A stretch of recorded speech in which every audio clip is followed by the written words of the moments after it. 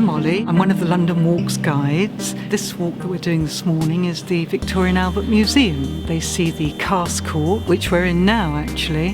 Then we go through and have a look at some tapestries, the Hereford screen, the Chihuly glass, the Great Bed of Ware, the Raphael cartoons. The Victoria and Albert Museum is such a labyrinth, and you've got 7 miles of corridors here, so it really helps you, if you've just got somebody who knows a route and that can actually sort of guide you through and show you where things are and talk about things as we go along and tell you the various different stories about the objects and the history behind them. This was really to be a museum for inspiration for young students studying design. In this country, one of the great tapestry collectors was Henry VIII. Today, this is the greatest cast court of its type in the world.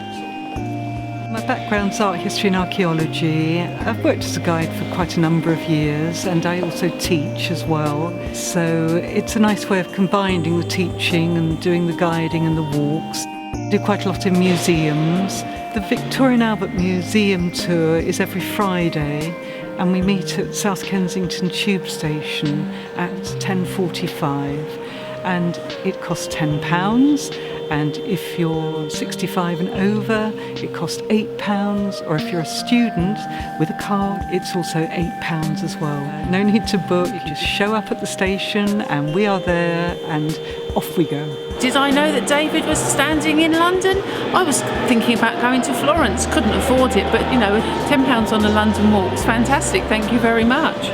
I love the Victoria and Albert Museum. I come and see little bits of it, but I wanted to know more. I wanted a better background of it, and I certainly got that today with Molly, so it was really good.